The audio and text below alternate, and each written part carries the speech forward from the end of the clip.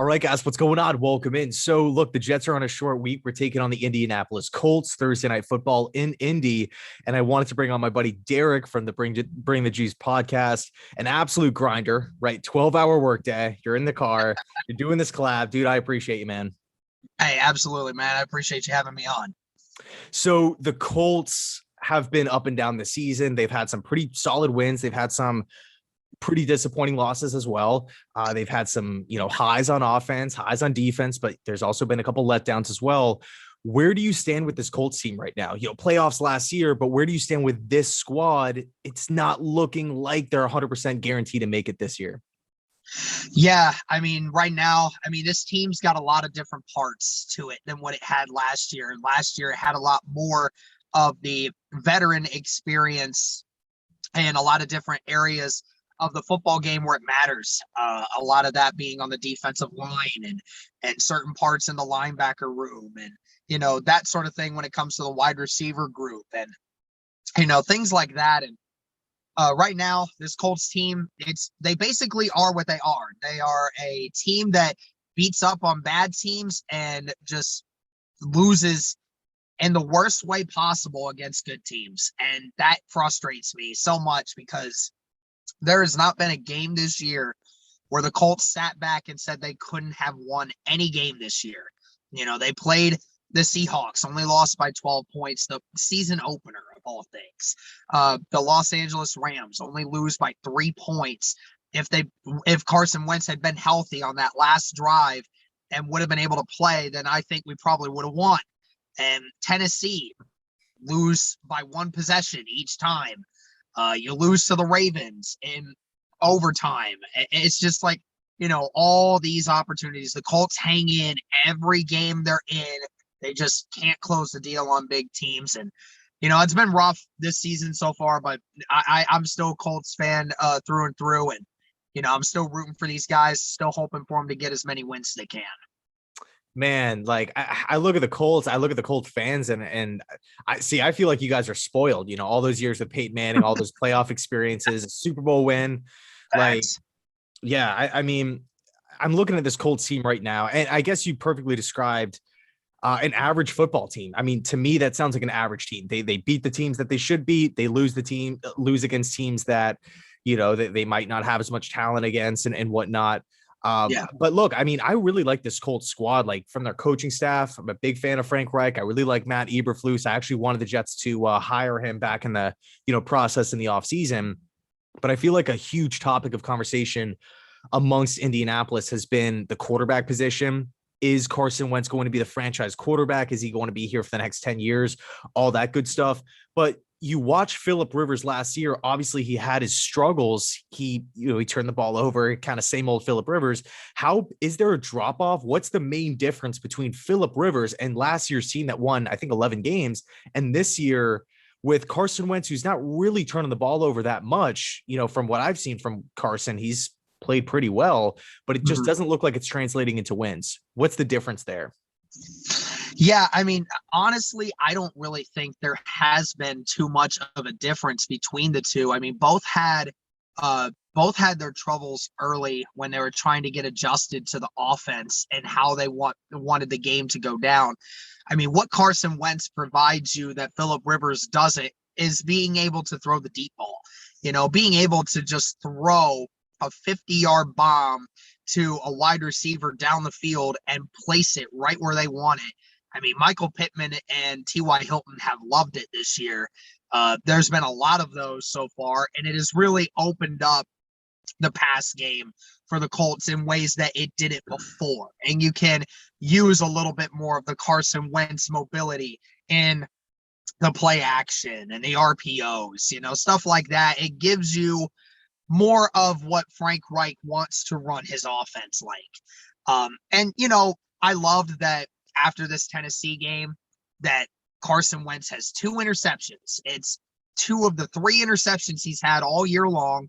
And the national media, a lot of the Colts fan base, and everyone else was so quick to say, I'm done with Carson Wentz. He's trash. He needs to be gone, when he's statistically one of the best quarterbacks in the NFL this year. I mean, whether or not people want to admit that, I mean, it's fine. People don't like to admit things when they have a prejudice, but he is. And, he's been dealt the bad end of the stick a bunch of times because of, I would much rather blame the play calling and the situational awareness of knowing football by Frank Reich rather than on the shoulders of Carson Wentz and what he's had to deal with. Obviously, Carson Wentz still has a few of those issues.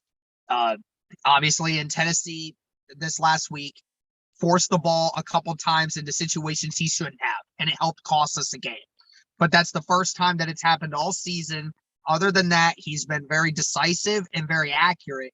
So, I mean, right now, there hasn't been much of a drop-off. As a matter of fact, I would honestly say through the first 8 weeks of this season, Carson Wentz has been better than what Phillip Rivers was through the first 8 weeks, and I think it's going to continue to get better.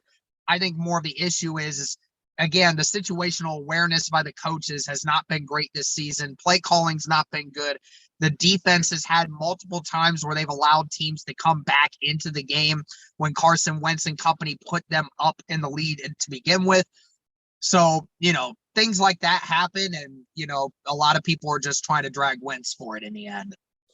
That's interesting, man. It honestly reminds me a lot of the Cleveland Browns, a super talented team. It's not like the Colts don't have weapons. Pittman can play. Jonathan Taylor is a stud. Mo Alley Cox, beast. You mentioned T.Y. Hilton. He's been doing it forever. Might not be what he used to be, but still, I mean, he's a good player in this league. But it comes down to the play calling, and that's something that I feel like Cleveland, they obviously have OBJ and Jarvis and Chubb and this and that, Kareem Hunt, tons of players.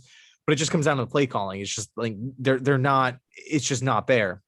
Yeah. But I kind of view that as almost from a Colts perspective, at least. Excuse me.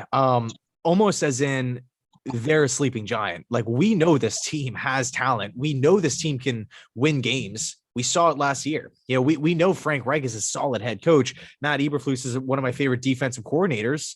I like this Colts team. I just feel like they haven't gotten over the hump as far as wins are concerned.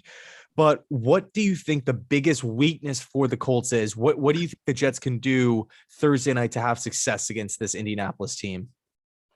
Well, I mean, I'm personally afraid of your offense right now. And it's amazing that I would say that because, I wasn't even afraid of it when Zach Wilson was going to be in it. Now Zach Wilson's not. And I was like, oh, well, this should be a given for Indianapolis. But for right now, I really can't say that because, this Colts defense does a great job of stopping the run. But right now, there's just not an edge rush for the Colts right now. We just cannot get any pressure off the edge. We can get pressure up the middle. We blitz linebackers all the time.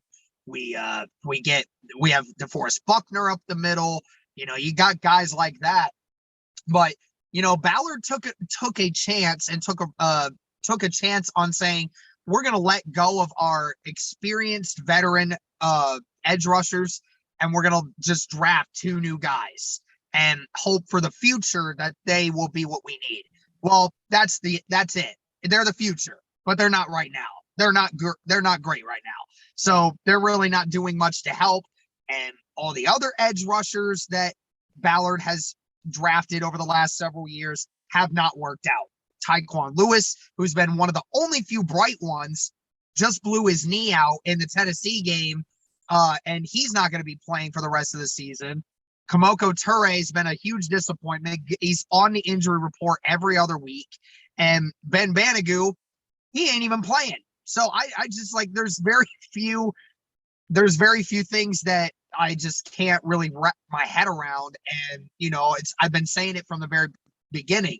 This edge rush has just gotten us to a point where we can't get any consistent pass rush. And that is hurting our secondary, who, by the way, is also missing both of our safeties currently. So, if they can keep your quarterback at least semi up for the majority of this game, then there is a very good likelihood that you guys can move this ball down the field against us, because that's just what the Colts do. They don't give up a ton of points, but they do give up a lot of yards to opposing quarterbacks, and this might be another situation like that.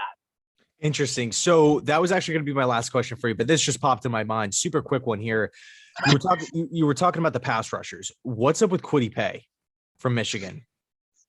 Well, I mean, he was basically what everyone thought he was. He was a raw, talented athlete. It's what he is. And, I mean, the great thing is you can teach guys moves to be able to make them better. I just think that, he's facing the best of the best at this point, right? I mean, if you haven't learned those kinds of things when you're in college and then you're trying to learn them on the fly in the NFL, that's when it can get kind of messy at that point. So like I kind of refer to back to me being an Ohio State fan. I've seen the Chase Youngs. I've seen the Bosas. I've seen guys like that, Jonathan Cooper. I've seen those guys have those abilities and the knowledge to be able to go up against these kinds of guys in the NFL. And then when they get to the NFL, they already know this stuff. They just have to get fine-tuned.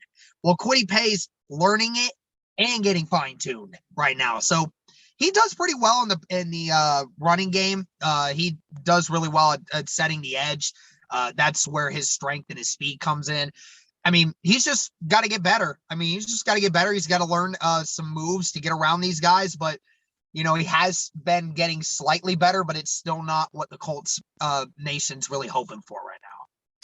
Interesting stuff, man. Yeah, I really liked Kwity Paye in the whole draft process. I felt like you kind of described his draft. I don't want to say report, but just kind of what everybody expected. A super talented guy, a lot of raw talent, powerful, fast. It's just going to take some time to get going. But Derek, I appreciate you hopping on, man. All of the Bring the Juice podcast links are down below in the description box, Instagram, Twitter, and then of course the YouTube channel as well. But Derek, thanks so much for coming on. Have a great night, man. Yep, absolutely. You too, man.